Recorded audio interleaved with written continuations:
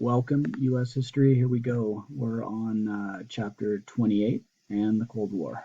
Okay, the Cold War, remember, begins right after World War II. Okay, and the roots of the Cold War go all the way back to the Russian Revolution.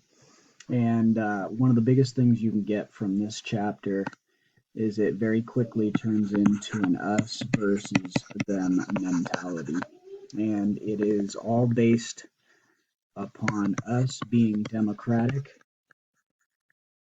and capitalistic as an economic system, and the Soviets being authoritarian, communist as their economic system and political system. Okay? Um, so we were allies during World War II, but we quickly become adversaries at the end because of a lot of mistrust in our differing systems that I just mentioned. It is called the Cold War because we never actually physically fight one another, but we're in a standoff for some 60, 70 years. 50 years. Each accuses the other of seeking world domination. We're each trying to stop the spread of each other's way of life. Okay, from allies to adversaries. After World War II, Europe lays in ruin. I mean, it is absolutely ruined, worse than World War One. Japan is destroyed, and the United States is pretty much in charge of rebuilding it. Okay, we go through a period of decolonization. This is when we get rid of the effects of imperialism, right? So a whole bunch of these nations in Africa become independent. Countries in Asia become independent, etc. We create power vacuums in Germany and Japan. Both the United States and the Soviet Union after World War II emerge as the big dogs of the world.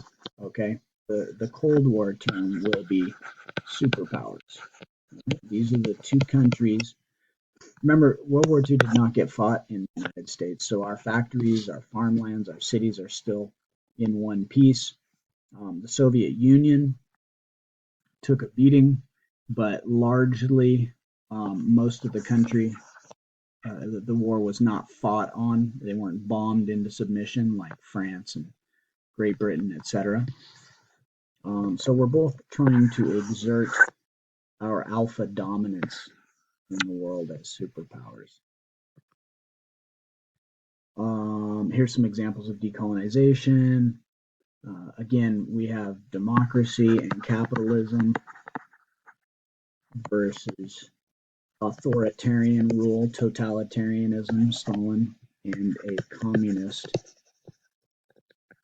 economic system. So we differ. We're polar opposites. Okay. Truman will be the first Cold War president, and he is squared off with Stalin. What does Stalin want? Well, it is the second time we had, excuse me, World War One and then World War Two, where Russia or Soviet Union is attacked by Germany. So his biggest concern is security. He fears another invasion, and that's his number one priority is to stop that. The Soviets end up losing 21 million people in World War II, civilians and soldiers. Okay. The Soviets are going to want more territory with warm water ports. Warm water ports mean places that they can have shipping during the winter that don't freeze over. That's strategic and economic. They feared a rivalry of Germany. Again, they've been attacked by them already. They have a history with Japan, so they fear that. They want to keep them powerless. Let's see here. The Soviets seek to keep control of whatever they had been. Remember, the Soviets had come this way to Germany through Poland, while the Allies had come this way. So the Soviets are firmly entrenched here, and they plan on staying there. They do not want to give up that territory, and they will install their own puppet governments, okay, that will be responsive to them. They'll be communist. They'll have some type of dictator that answers to Stalin. And so what they hope to do is create what's known as a buffer zone of Eastern Europe, kind of a way to stay away from the West. All right, what does the United States want post World War II? All right, we emerge as number one, the strongest military, the strongest economy. Again, we did not fight on our territory. We have the atomic bomb. We use the atomic bomb. Um, and we're going to use that in the post-war era. We fear the Union of Soviet Socialist Republics (USSR). We fear them expanding and dominating in throughout Asia. Uh, we want foreign bases for strategic reasons, and then we want to rebuild Germany and Japan. And as we rebuild them, we want them to be democratic and not communist. Okay, our big goal is going to be stopping communism. The U.S. hopes to create the World Bank and an international monetary fund, because let's not forget, post-World War One, post-World War One, a lot of the problems in Europe stemmed from financial problems, and that was why they had chosen authoritarian rulers such as Hitler to take over. So we're going to create the IMF to try and solve some of the world's money problems. All right, and then it is important that we discuss the two guys, the two leaders, because unfortunately, sometimes personality plays a role and matters. So we got Truman and Stalin. Let's not forget that FDR had been our president, and FDR had been dealing with Stalin all the way until the end of the world. FDR was a much better diplomat. He was much better at talking. He knew how to handle Stalin. Truman's going to come in with a big fist, and he's going to think he has something to prove, and he's the tough guy. And that doesn't work well with Stalin, so it creates more tension and animosity. We know from our study in world history that Stalin was a brutal dictator. He starved and murdered and used labor camps and purges. He was suspicious of capitalism and foreigners. Yes, he was paranoid. But when Truman comes in, he too will buy into this us versus them mentality. Okay, us being, democratic and capitalistic, them being communist and authoritarian, or vice versa. Truman wants simple answers to very complex issues. He wanted a black or white, and things aren't always black or white. Truman had a tendency to exaggerate. Again, he thought he was a tough guy, and he thought the way to deal with the Soviets would be through a tough love, a tough method. At first, top Soviet officials, when dealing with Soviet officials, Truman again exaggerate. He said he gave it to him straight to the jaw, as if he delivered some big uppercut. Okay, so the beginning of the Cold War. Again, it starts immediately post World War II, but the roots go all the way back to the Russian Revolution, in which the Bolsheviks, the communists, were trying to take over. In 1915, the United States sent troops and money to prevent the Bolsheviks from winning. Well, the Bolsheviks won, and the Bolsheviks became communists, and they'll never forget it.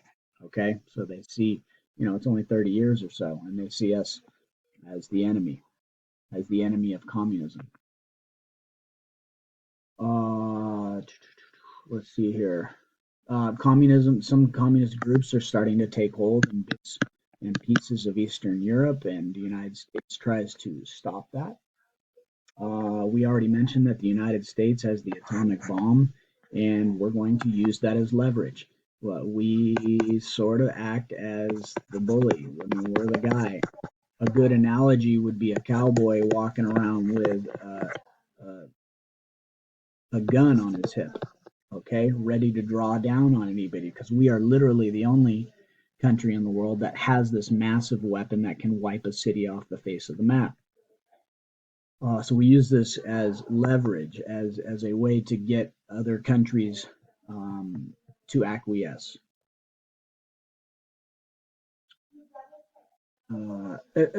Essentially, what this starts is an arms race. Okay, we are compete. The Soviets are trying to get their own atomic bomb. Let's see here. Oh, and then it's important to note on the map the division here. Okay, so we got Eastern Europe, Western Europe, and then we got the Soviet Union here. So there's this line being drawn here, right? These countries will be democratic, these countries will be communist, and then if you look closely up here, the pink countries are part of NATO alliance, North Atlantic Treaty Organization, and then the green are going to be under the Soviet Communist and eventually be called the Warsaw Pact. We have warnings from Keenan and Churchill. Keenan delivers the long telegram basically saying, look, the only way to combat the Soviets is going to be being tough. At the same time, Winston Churchill, the Prime Minister of Great Britain, issues his speech. Ironically, it was in the United States when he gave it, and he says an iron curtain has descended, an iron curtain between Eastern Europe and Western Europe, drawn by the Soviets. Okay. Um, Truman uses a technique called red baiting. He fires a critic of his and calls him a commie and a dangerous man. At this point, the worst thing you could be called in the United States was a red or a commie. Okay, this is about the worst you could get. We're going to go through another period of Red Scare where we're extremely fearful of communists. Okay. Uh, President Truman comes out with the Truman Doctrine. Remember, doctrine is just a statement. And the Truman Doctrine is basically going to say that the U.S. will step up and deliver aid to any country that asks, because it is being threatened by communists. Any country threatened by communists just needs to ask, and the U.S. will be there. That was basically the Truman Doctrine. He gets this money from Congress by this doctrine, this speech, in which he uses extremely alarmist language. He really blows this out of proportion.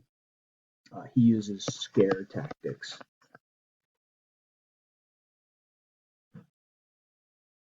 The policy of containment. Okay, the policy of containment is, like just putting something in a container. How can we stop the spread of communism? How can we contain it? And the idea was that we needed to be everywhere, and we needed to have bases, and we needed to have countries that supported us and not them, so that we could meet them at any point to stop the spread of communism like a disease. Okay. Let's see.